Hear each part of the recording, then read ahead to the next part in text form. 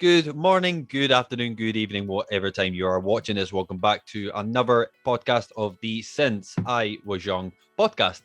Join you as always as myself, Ewen and Alan. Alan, how are you, sir? You all good? Aye, mate, I'm doing all right. Just nice wee quiet day today. Been pottering about, day off work, so can't complain. What about yourself? You doing all right?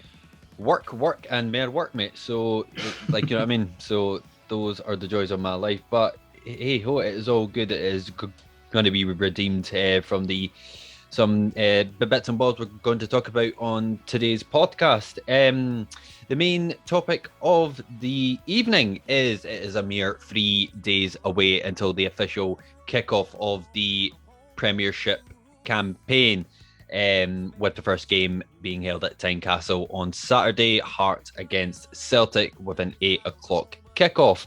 But before we get into that, obviously we'll have our news segment as well with Alan. We'll be going through a few bits about the actual the game that was held actually just there, also at Tynecastle against the Inverness Calais, and we'll be going through a few potential ins and outs for the team as well. And we've got a bit of info as well about the game on Saturday as well concerning capacity. So we'll go through that, and then we'll go through the main topic as we just mentioned, Hearts against Celtic. But before we do, as always, guys, if you have stumbled across this podcast and if you are a Hearts fan, please think about subscribing and smash that like button as well. We are Since I Was Young podcast for all things Heart of Midlothian. So if you do hit that subscribe the button, it really helps us out and it is greatly appreciated as well. And also, if you want to get in contact with us as well, you can. The Twitter link is in the description, and we've also got an Instagram page as well. We are moving with the times. Happy days. That is the same username as well as the SIWY pod. And if you want to get in contact with us directly as well, the email is on screen. It is since I was young 1874 at gmail.com. And if you want to get in touch with us personally as well, you can as well. Alan's Twitter is also in the description, as well as my YouTube channel, What Ewan's Doing, for all your footballing shirt needs. Righty ho. So we're going to dive into the news segment. Alan, take it away, sir. Alrighty. Well, the first place to start is with a player who's left and secured himself a new club, that being Harry Cochran. Obviously, we knew that he wasn't staying at Hearts for this season. We knew he was seeking a new challenge. I think there'd been some hold up with it because there's due some compensation, some training compensation agreement that they hadn't been able to reach, but apparently they have reached a compromise. So Harry Cochran has moved over to Queen of the South. Happy for him. Happy that he's gone to a club where hopefully he'll play and hopefully he'll kick on, because there's definitely a player in there, but you know, it just wasn't to be at Hearts, be it injuries or whatever. He just stalled, didn't he? It was a shame, but yeah, I'm pleased that he's got a new club, and it'll be good to. I'm going to keep an eye on him and see how he gets on, because he's definitely a quality little player. So, oh yeah, like and the plus as well, there won't be many well, at that point there won't be many folk that can say that they scored a cracker against Celtic at the age of 16. Like that's absolutely brilliant. Yeah, we'll always have that game, and we'll always have him pocketing Scott Brown for large portions of it. So that's it's not a bad way to go out, to be honest, with a career highlight like that. Another potential outgoing, now this is just a rumour at the moment. Nothing concrete about it as of yet, but it seems to have. I think it was either yesterday or the day before when we're recording this that it popped up, and it was concerning the pre-season Messi Loic Damour. Potentially leaving the club on loan. Let it be true. Let it be true. Oh, I know. Fuck off. Seriously. So yeah, the unlucky club that are supposedly in for him are Le Mans, who play in the French third division. Now, it seems to be potentially a loan for a season with the option of a permanent the season after. So that's hopefully something that will happen. But there was the article that I read about it. I was a bit confused because they said that Le Mans are a semi-professional football team. Right. So they mentioned something along the lines of they're not sure how much of his wage they're going to be able to cover while he's there. So that kind of got me a bit like, I don't really know. Like, I'd rather. I mean, I think Hearts are pushing for a permanent, like, to get him off the books permanently. But I am, I know. Well, I think most Hearts fans would volunteer to drive him to France if that was the case. To be honest, but I mean, I certainly wouldn't. I think he's absolutely fantastic, and I will never ever say otherwise.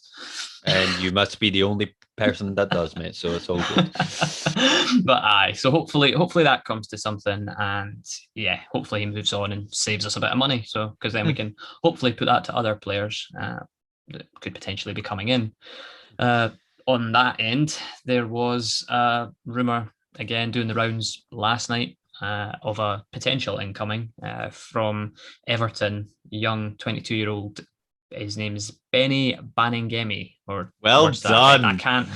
He practiced that about 10 times before we recorded this, guys. I'm still not even sure if that's right, to be honest. But that's what I'm going with. That's what I'm going with. He'll be Fair Benny enough. To me. If and when he arrives, he'll be Benny.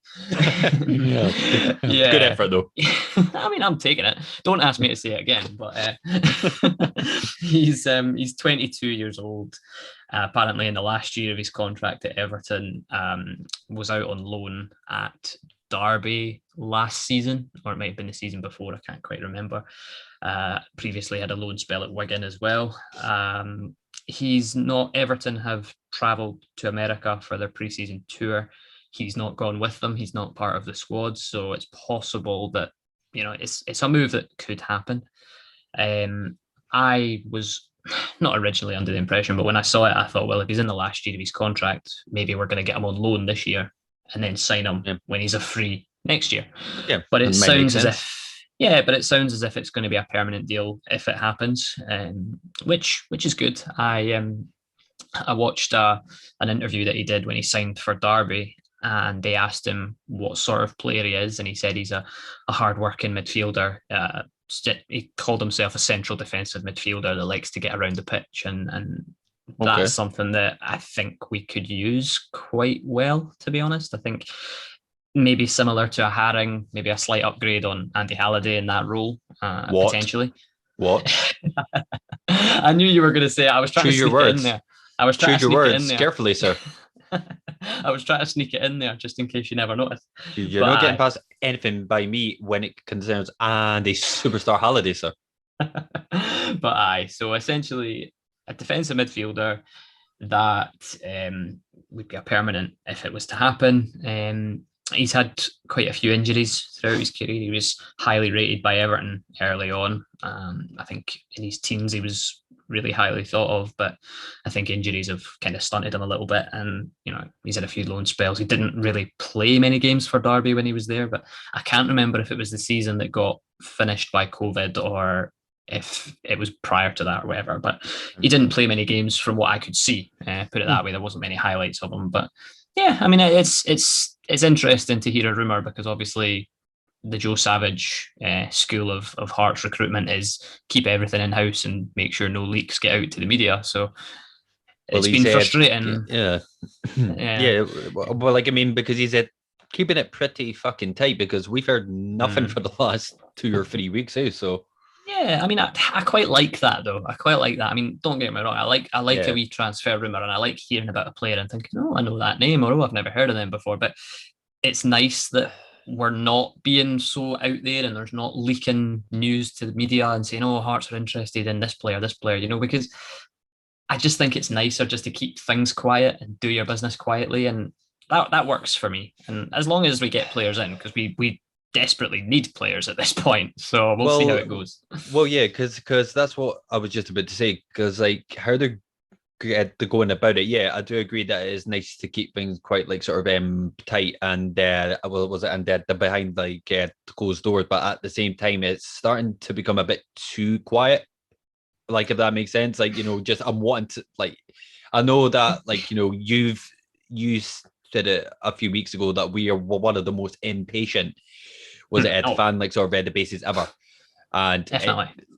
And we're now only 3 days until the Celtic game, and Like, you know what I mean? It's just getting a bit, tight. Yeah, I think know? the thing is as well, I think from my point of view, I mean, like we've said it before, and I don't want to go into a whole rant about it, but we definitely need new players. But yeah. I think because Robbie was talking about, there was an article about Loic Damour a few weeks ago. Remember, we were speaking about it, that he was saying, he was going to get his chance in pre-season and he's impressed and all that. And then he said similar about... Sorry, Alan, even if I did to come across that, I would not read it. That would be 5 minutes of my time I would not get back, mate. So, well, what I'm saying is Robbie's spoken about Loic Damour, he's spoken about Jordan Roberts, and Jordan Roberts has said, he's looking for game time, blah, blah, blah. And to me, that sounds as if Robbie's talking them up to try and get them out the door, drum up some interest in them and maybe think, right, this player's good, he can go, or I think we're probably going to see, I don't think we'll see it before the Celtic game now. I hope we get one in at least, but I don't know. I think we're cutting it a bit fine. And the thing is, it's good to remember as well, we're recording this on Wednesday night. This isn't going up until Friday morning. So it's entirely possible that between now and Friday morning, we've gone out and signed about 6 players. Exactly. In that time. But yeah, it is getting a bit quiet, but they're doing work. They're doing work behind the scenes. It's the one thing that's frustrating me more than that is we've still not got an away kit. I think the club have genuinely forgotten that we don't have one yet. What is happening? I need to make my choice before I buy a kit. Honestly, I can't believe it. Like, I put something on Twitter the other day. I was like, the club do know that, like, we've got an away game in less than 2 weeks against St Mirren. Like, are we like? Yeah, it's bizarre. I'm like, can we just? I'm not even fussed about new signings. I'm like, just show us the kit. Like fuck the signings. Gaze the kit instead, Aye, but it's mad. But that just shows you all the with the transfers. Going back to that, speaking about these boys coming in, there's obviously work going on. And if this Benny second name that I'm not going to pronounce because I already forgot how to say it. if he comes in, it's nice to see a name being linked, but we'll see. There might be another couple, and the only reason that it was leaked was I think it was the Liverpool Echo, which is a media outlet in Liverpool that mentioned it, and they mentioned Hearts by name specifically. A lot of media outlets just say, "Oh, this player's linked with a Scottish club," but they actually said, this player could be on his way to Tynecastle to play for Hearts. So there's obviously some truth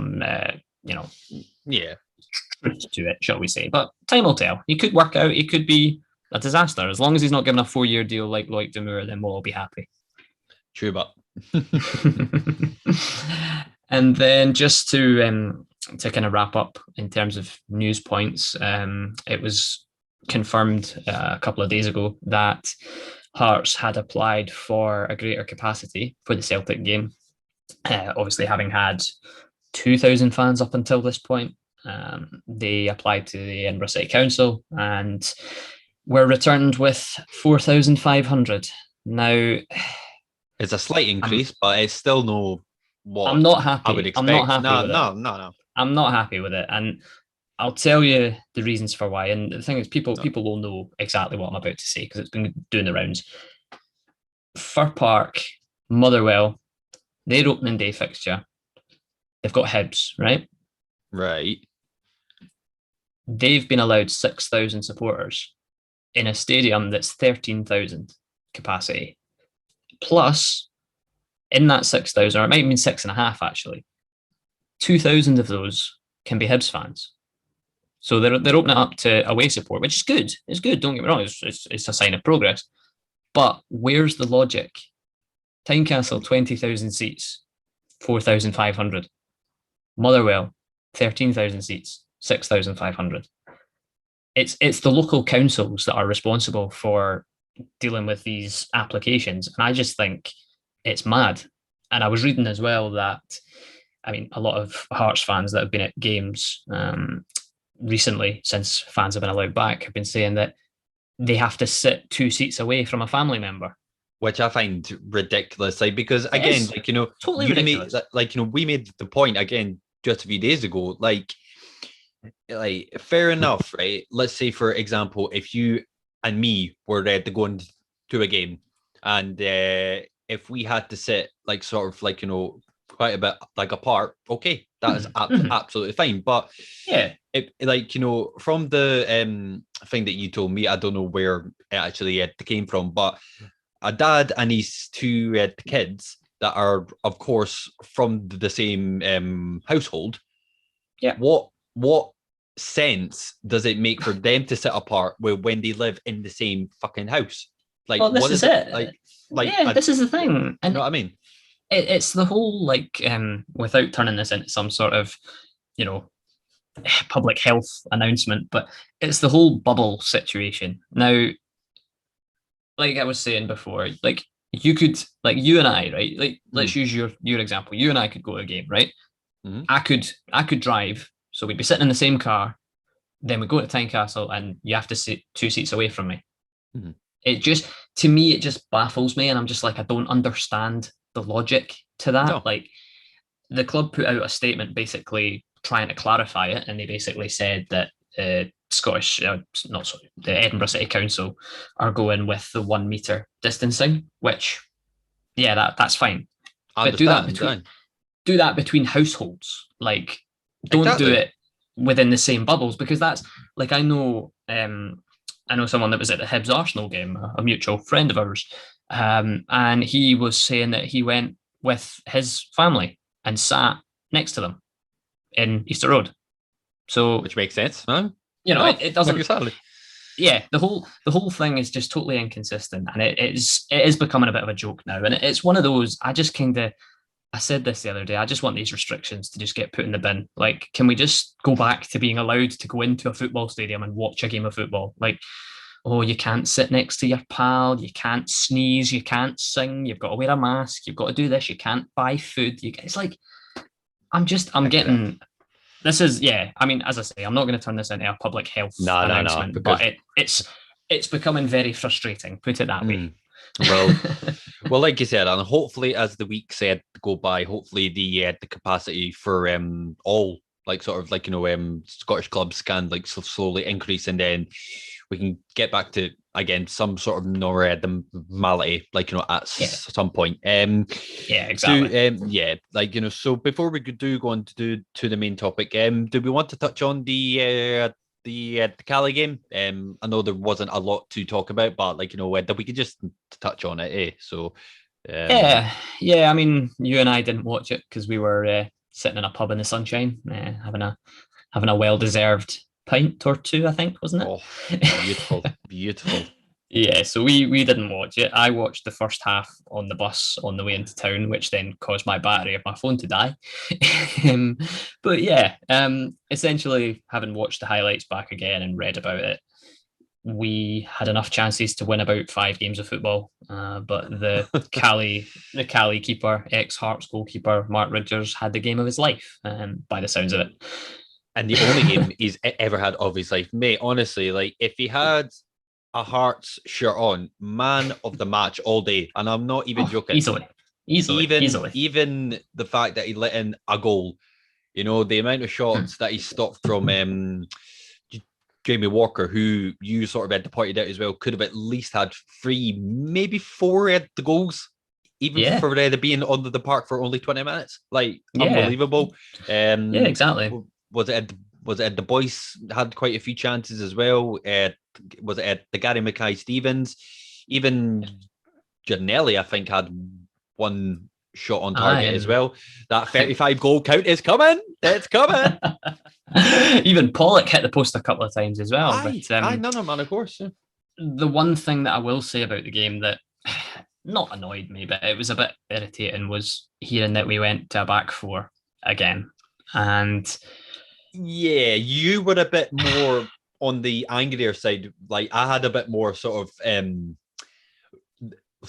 reasoning as to why I thought that was. But like, I mean, because like, we had briefly talked about it. If it's purely for the fact that it's to rest Suter, which you've said yourself, like he can be very injury prone, and if he's taking a knock and it's to sort of the rest of them, and if that sort of back line is kind of revolved around him, then I can kind of understand. But if that is a sign of things to come, I'll like I won't be happy at that, because if he shits it, then I mean, we sort of Yeah. was it Robbie may as well was it handing his resignation now, because we won't get anywhere. Yeah. You know, I just think the one thing that concerns me is that like this 3-4-3 system that we've played since the end of last season, we've looked good. We look stable. It gets the best out of the players that we have further up the pitch, and obviously Suter works in that system really well. mm-hmm. But my biggest worry is that we're relying on John Suter to be fit for us to be able to play that way. And all it takes is for a John Suter injury. Now, bear in mind, this is a defender with a history of injuries. Yeah, so I hope and I pray that he stays fit and we can play the three at the back system, because he looks good in it and the rest of the team look good in it. But all it takes is for him to get injured, for Robbie Neilson to go, we don't have anybody else that can do what Suter can do. We need to change the whole system. And that worries me, which is why I think a central defensive signing should be a priority, because 100%. As much as I love John Suter and as much as I enjoy watching him play for Hearts, there's no getting away from his injury record. And to rely on a player like that to stay fit for a full season, it's a gamble. It's a gamble, put it that way. But I hope it's not an issue, and I hope we do go out and sign a defender in similar mold to John Suter, because then we could keep playing it. Because I don't want to not have to. I don't like the four at the back. It's just it doesn't give us the balance. It doesn't give us the balance, and we look better in a 3-4-3. But yeah, so that was my only kind of frustration from the Cali game. But like you say, I can understand why he did it, because Suter wasn't available. That's fine. But anyway, it's one of those. What's your thoughts on drawing Celtic in the next round then? Mate, honestly, you were panicking like fuck. They said, "Oh, we've got fucking Celtic." How would, but was it the Could we not score one more goal and fucking blah blah blah blah? Mate, you just have to look. Granted, I know it was last year, and the way that they were playing all throughout that the campaign, it was absolutely shocking. But would you have expected Ross the County to go to Celtic Park and to beat them 1-0 in the same was it at the competition, mate? Granted, I know that there will be fans there, but mate, the campaign, we cannot fear anyone, and I mean anyone. We've got Robbie especially has got to prove that he can take a sort of a very sort of tactical the gamble, if you will, to actually go out and try and take it away from these games. And if his aim for that game specifically, if his aim is to maybe try and get a replay, I don't know if we're doing the replays throughout this restrictions or not, but I'm not sure, to be honest. Either way, what's to stop you from actually having a goal? What I mean? No, nothing. I mean, it's one of those. I was frustrated at the fact that we didn't score enough goals to be seeded, because the players and Robbie Neilson knew before the game what they needed to do. It wasn't as if there was other games going on at the same time as we were playing. Ours was the last game. They knew they needed to score two more goals, more than two goals. But I think a lot of that anger came from alcohol, because the next day when I was of sound mind and clear thoughts, I did have a think about it, and I said, well, we played 4 games in the group stage. We won all 4. We didn't concede a single goal, and I think we scored 8 goals across the 4 games. So I don't know, man. On that front, you can't really ask for much more. And I mean, it's like I've said as well, if you're going to go on and potentially win a cup this season, you're going to have to play one of Celtic or Rangers at some point. So most likely, yeah. And like we said at the start as well, Bridgers had the game of his life, and like, you know what I mean, like, you know, sometimes it, like, I don't think we played with badly at all. I think because we did have some good chances as well, but it's just like literally they just were just getting fucking saved left, right, and center. So like, you know what I mean, you know, it was just unlucky, like, you know what I mean. So, but it's all good, mate. It's all good. But yeah, as you said there, Alan, we will play Celtic at Parkhead in the last 16, I believe it is, of the League Cup, which will bring us swiftly on to the main topic. But thank you, as always, Alan, for the news segment, as always. So yeah, we look forward to a mere 3 days until the start of the league campaign, which we're absolutely buzzing about, even though we're only going to be in the pub a mere few hundred yards away from Tynecastle, mate. I'm still buzzing at my tits, honestly. Chances are we'll probably get thrown out of this family friendly pub, but it's all good. So just to kind of kick things off for the game as such, what's your sort of overall thoughts of the actual game? Like, not anything in specific, like sort of right now, but what's your sort of thoughts of going in to the game? I don't fear Celtic. Good. I don't think. No, to be honest, I don't think they've had that fear factor for a while, to be honest. I think a lot of clubs in Scottish football have kind of figured that out and just went, well, you know, doesn't matter if you're Celtic, we're still going to have a go at you. And I think Rangers have a similar mindset, but Rangers have just got that bit more quality. Rangers have got the quality to be able to win games when they're not playing well, which is something that Celtic had before when they were winning trophies all the time. But the last maybe 2 or 3, or maybe 1 or 2 years, last season in particular, obviously, I know we weren't in the Premier League, but some of Celtic's results were surprising. Yeah. Because, you know, you don't expect Celtic to lose games, or you don't expect Celtic to draw games in the way that they did. But no, I mean, I don't fear them. I think it's a good time to get them. I've said that before when we were talking a few weeks ago about our predictions and stuff. I think, and even when we're speaking about the first 5 games of the season, like, I don't fear Celtic. I'm not, and I think with fans in Tynecastle as well, that'll be a big plus, even if it should be more. But anyway, I don't fear them. I think they might have. I mean, they're playing right now as we speak against Midtjylland in the second leg of their qualifier for the Champions League. So I think Postecoglou wants new players. He wants new faces in, and I think they might get some, but I don't know if they'll play against Hearts. I think there might be 1 or 2, because I think they've signed a couple that are in isolation just now because they can't train because they've come from abroad. There's a Japanese striker and a Swedish defender who've come from clubs overseas, so they have to isolate. So I don't think they're going to be in the squad against Hearts because they won't have trained, even if they're out of isolation. But he might get another couple of players like that. So I don't think this Celtic team is anywhere near what Postecoglou wants or needs it to be, and I think we should be taking advantage of that. But they do still have some very, very good players. They're still Celtic. They've still got Ryan Christie, who's unbelievable in his day. Edouard, if he's still there, which I'm not sure if he will be either. He might be away this week, but we'll see. But yeah, I don't fear them, but I'm also not buying into this. Oh, we should win that. You know, because I think it's a dangerous thing to think. I want us to win. Don't get me wrong. I want us to win. I want us to go out and have a go and try to win. But I'm not buying into that. Oh, we should win that, because I think underestimating Celtic is not what you want to do. No.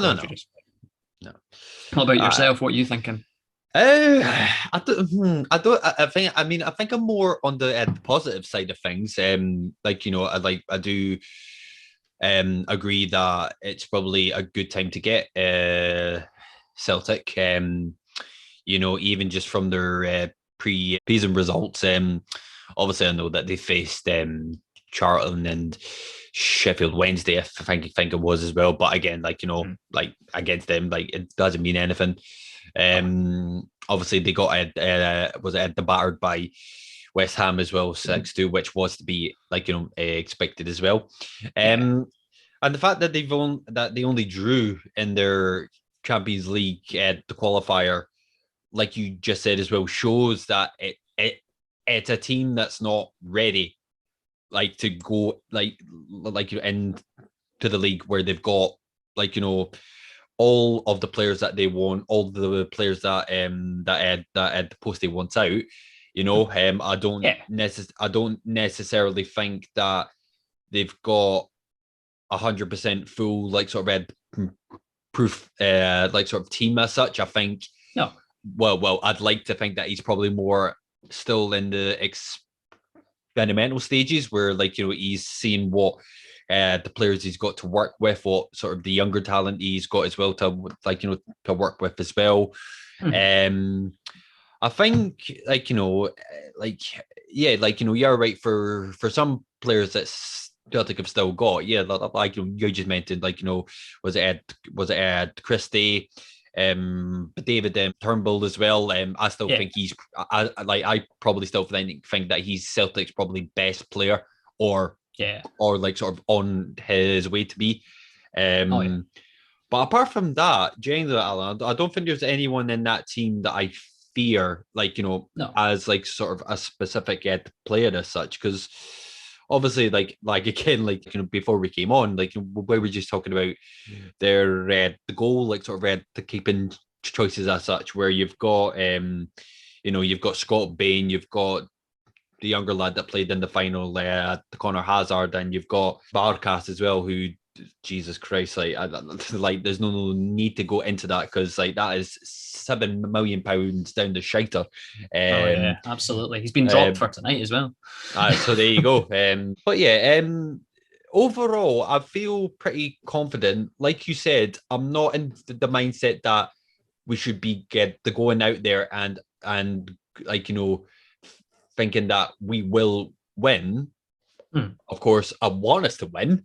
I don't think Celtic, like us as well, they've got a lot to prove this season, but at the back of my mind, I don't think Celtic are going to sort of establish themselves for this the campaign. Again, I just don't think there's been enough time to sort of integrate what the manager wants to actually do. I don't think he's had the time because they left that so late, of course with the Eddie Howe thing dragging on for months and months and months, and then he just kind of had popped up. So I'm thinking the momentum will probably be with us more, and of course with them not having fans there. So I'm thinking if there's going to be a win, I'm thinking it would probably more sway to us. But again, you just never know with Celtic, you know what I mean? So it's one of those. I mean, I'll just sort of touch on what you were saying there about the Eddie Howe thing. I was listening to the build up to their game against Midtjylland just before we came on, and they aired an interview that they did with Postecoglou. I think it was a couple of days ago, and he basically said along the same lines. He said, we've got 2 players signed up that I can't use. And he's like, those 2 players would make us better. They've got more experience. I can't use them because they're in isolation. So he's clearly frustrated that things are taking longer. But it's one of those, it goes all the way up at Celtic, because if they had, and they said it on the radio, I'm passing it off as if this is my opinion, which is not, this is what I heard on the radio, but I agree with it. They basically said the Celtic board absolutely fucked it up, to put it lightly, and the Eddie Howe situation dragged on for far too long. They should have said to Eddie Howe, do you want the job or not? If you don't, we're moving on to somebody else. And then get Postecoglou in maybe 2 months ago, because they didn't have a manager for ages. It was 100 days or something. They had no manager.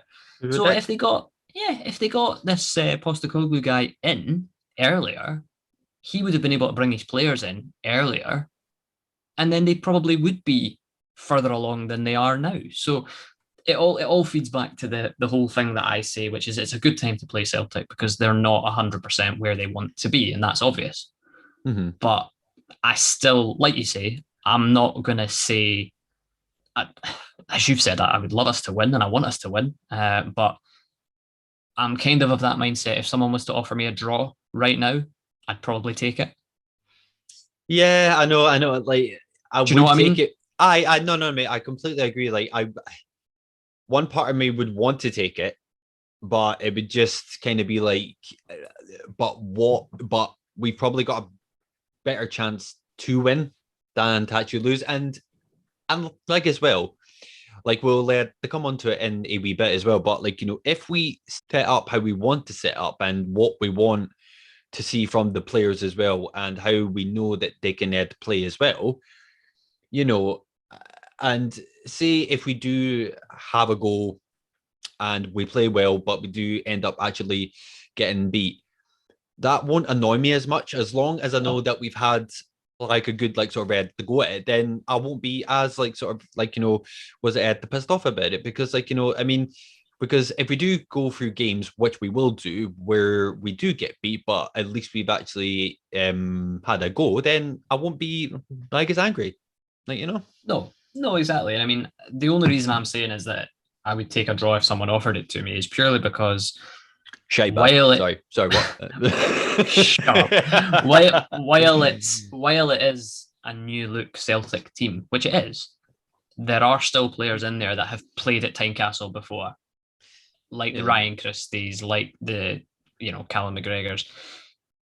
These guys know, like they know Scottish football. It's not as if it's going to be a whole brand new bunch of Celtic players that have never played in Scotland before in their lives. Like the biggest thing for me will be how they line up defensively, because they've tonight. I think I'm just having a look now. Let's see. Tonight they've gone with like a really young defense. They've gone Anthony Ralston at fullback, Welsh, Murray, and then Greg Taylor.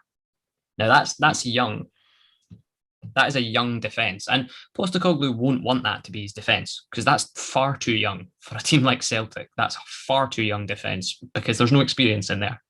Hmm. And if we can get at that, we've got an opportunity. But Celtic's strengths are further forward, and that's what not concerns me, but that's what I'm thinking about more. With this new winger they've got, what's his name, Abada, the Israeli boy. Hmm. He is, he started well. He scored against Midtjylland, and he's a good little player by the looks of him.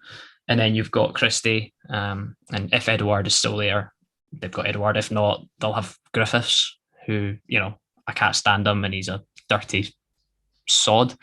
But Allegedly. that's me. Let's just That's point out there. sorry, Allegedly. yes. Sorry, allegedly. We don't want to get sued, mate. So it's all good. But yeah, I do. No, but I do he completely agree. Yeah, he raises is his a dirty, game. filthy bastard. Allegedly, allegedly, he also raises his game every time he comes to Tynecastle. Like whenever he comes and plays against Hearts at Tynecastle, he turns up because the only thing he'll be raising will be the thumb that's on his shoulders, mate. So they like to read the worry about that. But yeah, it's while I'm happy with their defense because I look at it and I think we've got players that can get at that. It's their strengths are their players going forward, and I think we have to balance it right. But look, that's why I'm saying if someone offered me a draw tomorrow, I would take it. But do I want a draw? No, I want us to win, of course. Yeah, but like you've got to think as well. So the team that we're like, or in fact, you know what? We can go into how we think we're going to set up now because that can bring me into my point. The team that we've got right now. Now, obviously, like I'm going to speak for yourself as well, Alan, because obviously we want to set out with a three at the back and yes, and have both Smith and Cochran like sort of going up the flanks as well, and then having your two sort of potential mids, and then you're sort of like if you want to play like a full on front three or just have like sort of the boys just sort of sitting in the sort of the number 10 role. Even though it'll be set up slightly different, it's relatively still the same team that played them in the final as well. Yeah. So the players will know what to expect and what is expected of them as well. Granted, I know that with their new manager as well, whose name I cannot say, but I know you've said it, Ed, quite well. Postecoglou. Thank you very much, sir. You're welcome. For the Postie, I'll say. I don't. I just like nothing. Like I've not watched Celtic this season, which like I don't do anyway. But the fact is, even the signings that they've had made, like I would have imagined that it would have been a bit more of an overhaul, which like sort of kind of brings me back to like he's not had any time at all to actually sort of like establish like his first choice, like and in terms of a starting 11, and that I think that's what kind of gives us that edge as well, because obviously we've had quite a big like sort of red pre season as well, like and to add on with the league cup as well, and throughout, if I'm right in saying, throughout the last 11 games we haven't conceded, is that right? And that's including last year's games as well. So like what I mean, there is that, but going back to how I think we're going to set up, like and before we get into who we want to play, etc., that's my only fear. Like right now, if we set up as a three at the back and then like what we just said there, then I'll be happy. If he sets up at a 4, even if Suter is back, you'll know that he's shit at big time. And that's where I think, even it being the first game of the season, the fans know what they want, and they've seen what the Robbie has put on to the park, and it has worked. Like what I mean? Granted, I know it is against. It has. Granted, I know, respectively, it is against like smaller teams. Granted, but at the same time, you've got to give that sort of set up time to actually work, and it has shown that it has worked. But if Robbie does revert back to a 4, that the 4,000 fans that will be there, they won't be happy. Like and they'll let them know. They'll let them know they're not happy as well. That's the thing. And I mean, just kind of going on that, like what you were saying about the systems and stuff. Celtic for the last, I think they did it against Midtjylland. I'm not sure if they played the same against West Ham, but I think they did. And then tonight they've gone a 4-3-3 Celtic. So that could be interesting in terms of our 3-4-3. What it does do is, I mean, we'll go into who we think should play. And I mean, I sent you my suspected lineup that I think Hearts will go with, but I actually have one question for you and I'll open it up to Twitter as well when we go through that, because I think I've made not an error, but there's lots of different combinations in the centre of the park essentially. But I think Hearts playing a 3-4-3 against Celtic playing a 4-3-3, it will put a lot of importance on who plays in the middle of the park for Hearts, because you're going to have 2 players in the middle of the park against Celtic. You're going to have 3.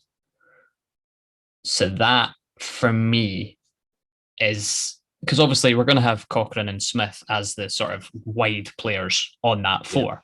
Yeah, agreed. But they're not in the middle of the park. So the Celtic 3 will be up against, say for argument's sake, I mean, this is what I put in my suspected lineup. I put Halliday and Haring, but I actually don't want that now. But I think that's what he'll go with, because I think it's experience, and I think that's what he might look for. The question I have for you, though, and as I say, I'll open this up to Twitter as well, is do you play Finlay Pollock in there next to Peter Haring? Well, I was actually next to Andy Halliday. Well, that was literally about to say, and it's not just for the fact that it is Andy Halliday. A player like that, like we all know that he's the Rangers man through and through. But that's exactly why I would want him in the team. And that the plus as well, you've seen some of the tackles he's like sort of like doing as well, but not in the sense that he's just went in there recklessly and then he's got sent off for that. But it's hard hitting tackles, and it's that aggression that you kind of want in the center of the park as well. And I wouldn't, as much as I love Haring, and part of me would think just to have that experience in there might be good, but at the same time, right? Why not put in, was it Ed Pollock? What, next to Halliday? Well, why not? Why not? It's an option. It's an Well, option. It mate. is an Well, option. And I well, think, mate. sorry. Sorry to interrupt you, mate. And like, No, it's on you go. like, a great example of what we said right at the start, right? A 16-year-old young lad, right? Yeah. Who, like, what I mean? We've said this before as well. Now, like, when Hearts, like, whoever's like, in is in charge as well, right? Like, was it like, if the team is like, has played like sort of rather badly, like, like, beforehand, obviously the players are going to get a lot of stick, like, if they're like, continuing that form. If you were to mix it up a bit and throw in like a few young lads, that will then take some of the pressure off, because the fans won't immediately get at the actual team as such, because they're young No. lads as such. Like, you know Yeah. what I mean? And I think, was it the Pollock, even in these last 4 games, he's shown a lot of promise. And, I think, if you're going like if you want him to get more like, experience, like, well, why not, like, against Celtic at home? Like, you know Yeah. what I mean? I don't like. No, I I mean, wouldn't. I think as like, I think that would yeah. probably, in my heart, I think I would love to see Halliday and the Pollock. Like, granted, I wouldn't mind Hmm. seeing Haring with Ed the Pollock as well, but at the same time, I think just on the fact that Andy Halliday's like, Yeah. he'll like, he'll be able to kind of to keep his head up as well. Yeah. Like, you know what No, I I mean? mean, I think, I mean, it's that for me is probably the only real sort of selection, not concern, but I No, think but that's the like, only selection 100%. dilemma that Robbie Nielsen has. Because I think for me, Finlay Pollock has across pre-season and in the Premier Sports Cup games that he's played, he's made an impression. He's He's done made an well, impression and he very has well. done well. So there's a part of me that thinks if it wasn't Celtic we were playing on the opening day, he might pick him in there. No, But but even I then, know what you're Alan, saying. I know what you're saying, and I you know what totally I agree mean? with you. I think he should pick him. I do genuinely, but I don't think he will. I think he'll go Andy Halliday and Peter Haring, and I'm not against that, but I think that's very negative. No, but yeah, I no, no, don't. no. I don't. Yeah, Just to say it aye, before you go ahead with it as well. I don't like Andy Halliday and Peter Haring as a two. no, I don't think they complement each other at all. I think they're far too similar players. yeah, If those are the two that play in the center of the park, assuming we're going to play 3-4-3, if I see those two in the lineup together to start the game, I'll be thinking, it's I can understand why he's done it, but at the same time, we're at home. We should be trying to play on the front foot. And Peter Haring can carry the ball forward, but Finlay Pollock has shown in the games that he's played that he's got that bit of forward movement about him. He's not a tough tackling midfielder, but he can also put himself about. So I would play Finlay Pollock, but personally, I don't think Robbie Nielsen will, because I think he'll go with the experienced heads that he's got. yeah. Like, because you mentioned there, like, I'm not a fan of Haring and Halliday both in the center of the park for literally the exact same thing as you, because they're too much like, of the same player. And I Mm-hmm. think, like, even then, I wouldn't even play Mckenith either, because again, there's just been something about like him for the last. I mean, I know he's not played much, but he's shown a lot of good, like sort of red promise as well at the end of the campaign as well. But he's not. I don't think he's hit the ground running as much as I thought he would. Yeah. Which again, like, again, he's not been here that long, so like, again, No. you know, um, but yeah, like,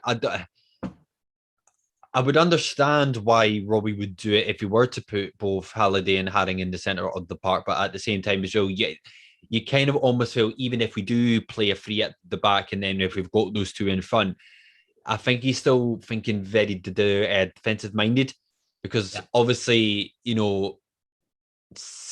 Celtic, I'm going to assume, are still really good at at the counter attacking play. Yeah, And I feel absolutely. as if when they do, I reckon one of the things that those two will have to do will be to drop right back, and almost at times have maybe like seven at the back, but what I mean, Yeah. so Well, exactly. It is that way, and that's that's why I don't want to see the two of them together in the middle. Like you were saying about Mckenith, like I like Aaron Mckenith, and I've said it on this podcast many times that I think there's a player in there, but I will agree with you that towards the end of last season he looked good, but he's not carried it on into this start of this campaign. He's not, and that's a concern for me. But a fully fit and positive and ready to go Aaron Mckenith, I would play him next to a Peter Haring or next to an Andy Halliday against Celtic. But when I've seen Aaron Mckenith playing so far this campaign, Betfred, the Premier Sports Cup, I'm still calling it Betfred, the Premier Sports Cup, and even the friendlies that we played against Sunderland, games have passed him by and he's not been involved enough. Yeah. And if you're going to have two in the midfield, they both need to be involved and they need to be on it, because there's a lot of pressure on them. But yeah, I hope he plays Pollock. I really, really do. I hope that Finlay Pollock plays, but I'm not sure he will. Yeah, I mean, like you said, Alan, I think this is probably one of the games that he's got a chance to prove himself. For him, as well. And I think he'd be 100% up for playing as well. Of course, but I mean, absolutely. I think that's what I would love to see. But again, like you just said, in the back of my mind, I don't think he will. But it's just down to what he plays. But you're right. I mean, I think in terms of getting a wee bit more specific, I think we can go for the lineup who I think we're going to actually play, but it is pretty much the exact same as yours. So got the Gordon in goal, the Cochran on the left with the Kingsley in the centre left with Tudor, and then Halkett playing on that sort of right central defensive role with Smith out on the right flank. Halliday, I want the Pollock to play, but most likely it'll probably be Haring. Then we've got the Boyce in the number 10 role, and then you've got Gianelli and my favourite, Gary Mackay-Stevens up front. Can we get that in writing? My favourite, Gary Mackay-Steven. You heard that. You heard that. The turnaround is complete.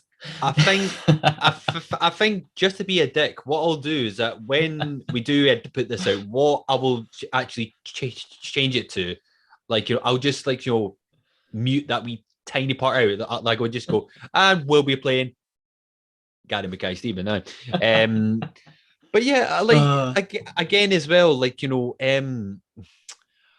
I want to say, since we've been talking about the defense for a wee bit, we can talk about the front three. How do you think they're going to sort of approach this game personally? Because obviously, they seem to be growing a sort of like a partnership there. Obviously, as well, with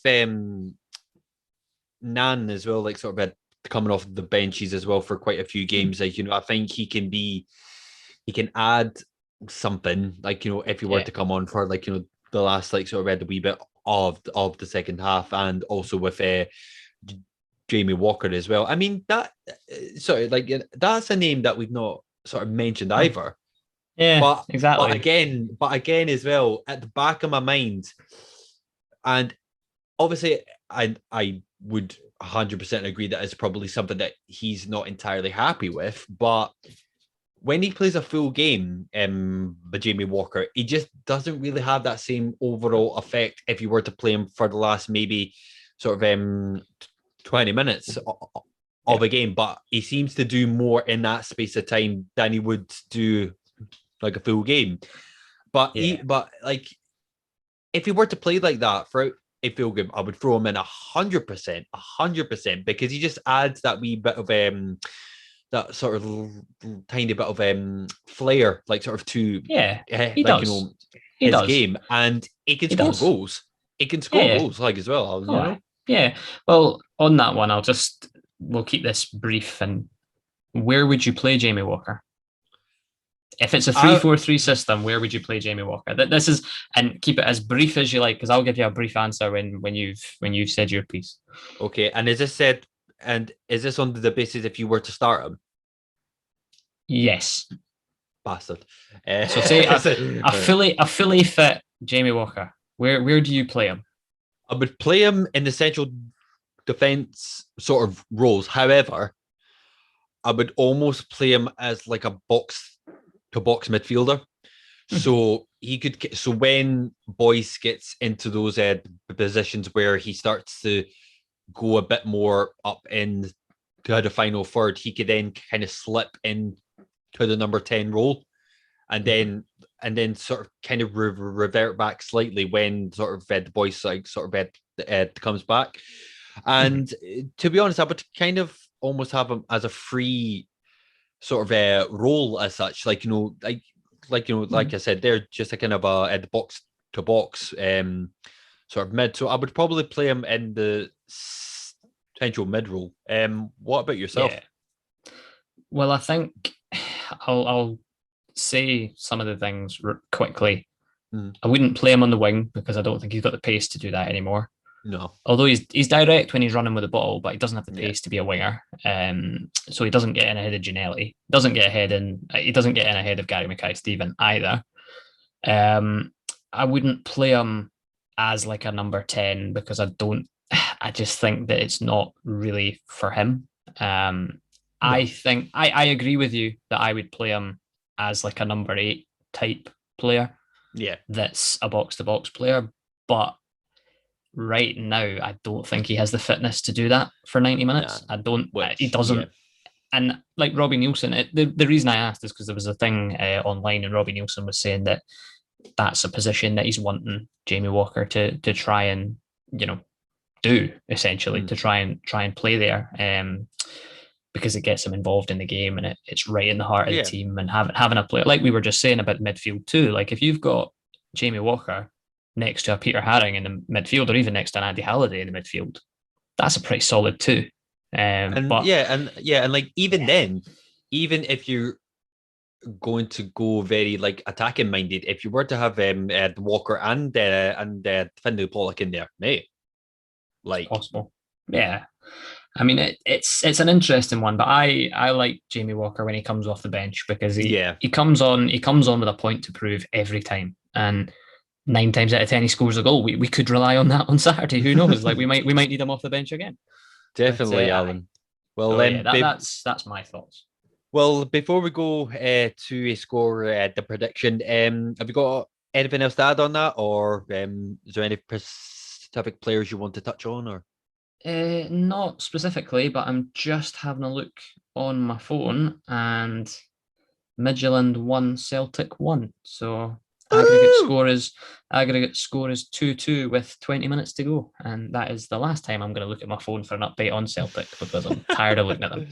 So just very briefly as well, a very quick answer. I want your heart and your head sort of score the prediction, Alan. What's your heart saying? Speak up, can I hear you? I know you said quick, but my heart is saying 2-1, Jamie Walker off the bench to get the winner. That's my heart, but my head is saying 1-1 draw. Fair enough. The reason being, I think we will score because I do not rate the Celtic defence at all, regardless of who their goalkeeper is. I don't rate their defence. But I'd love to say that Craig Gordon's going to keep his clean sheet run going, but I just don't. All right. But sorry. yeah. I thought you meant that Craig Gordon was going to score. I would have been fucking high, neighbour. Stranger things have happened. Though. To be fair, well, Alisson did it for Liverpool, didn't he, last season? That you heard it first here, guys. Alan 1-1 with Craig Gordon to score first. Good shout. Well, saying that, who is to score your the goal if it were to be a draw? Liam Boyce to get his goal scoring season off to a start. Fucking mainstream as fuck, honestly. Boyce. No. Sorry, let me guess. Your goal scorer is going to be Andy Halliday to score a hat trick, isn't it? Fucking right. How did you know? Sir? Anyhow, sorry. Was it back on track? In my heart, again, not to sound as if I'm copying you, Alan. I reckon a 2-1 to Hearts. And again, I'm just going to shoot myself in the foot. I do think the goal scorers will be Boyce. And I think, and I'm not just saying this to back up my 35 goal count for the whole season, Gary Mackay-Stevens. That would be in my heart. In my head, it's not something that I would want to say, but it would just be typical. In my head, I could just almost see it happening. A very scrappy 1-0 to the Celtic. I don't know why and obviously I don't want that to happen, and obviously, but it would just be typical. Yeah. You know what I mean? It would just be typical. Yeah. But officially, I'm going to say 2-1 Hearts. Was it Boyce to score first, and with Mackay-Stevens to score the second. So I don't think that's a bad shout. So you're going to 2-1 win, and I'm going to 1-1 draw. Then is that what we're going for? If that's what we're going for, mate, that's what we're going for. Right. Well, what I'm going to do, this is a thing now, right? So for this season going forward, we're going to have predictions, and we're going to see who gets the most. We're going to see who gets the most right, be it results or just goals or whatever. Like if I say 1-1 and it's 2-2, I still get the point because it's a draw. Fair dues. We'll need to think of a horrendous forfeit as well when it gets to the end of the season, and I can think of a few, mate. I can think of a few, so you better not lose them. But obviously, we'll talk in more detail, when it gets to the end of the campaign. But with that in mind, talking about the end, I think that kind of wraps things up for this episode of the Hearts Celtic preview. So yeah, for all that has watched this episode of the Since I Was Young podcast, thank you very much as always. And also thank you very much specifically as well for getting us over the 60 subscriber mark as well. We're slowly climbing that ladder to 100. Obviously, we did set that we want to get there by the end of this year, which we do think is possible. So once again, as we said at the start, if you have came across this, we are the Since I Was Young podcast for all things Heart of Midlothian, for all news, topics and debates, etc. And if you are a fan, and if you are a Hearts fan as well, and just want to help two beautiful young lads out, please think about subscribing and smash that like the button as well. It really helps us out. But as equally as well, we greatly appreciate it as well. And if you want to get in contact with us, you can go over to our Twitter and Instagram page, both with the same name, SIWY Pod. If you want to get officially in contact with us, you can. You can go through our email address, which is also on screen as well, since I was young 1874 at gmail.com. Before we carry on that, Alan, yes sir, it's doing there hen. Is it that way? I don't know. It's up there somewhere. Every single episode. It's not a horrible thing. I've just loved it. It's up there. It's somewhere in this general area, right? General area. It's over there, or it's over there, or it's over there. I don't fucking know. If you ever get honestly, mate, I could just see you now. If you ever get asked for directions from anyone, like, the worst. The worst. Oh, brilliant. It's But somewhere. Yes, it is somewhere. Aye, maybe that way or that way. Aye. It's over there. It's over there.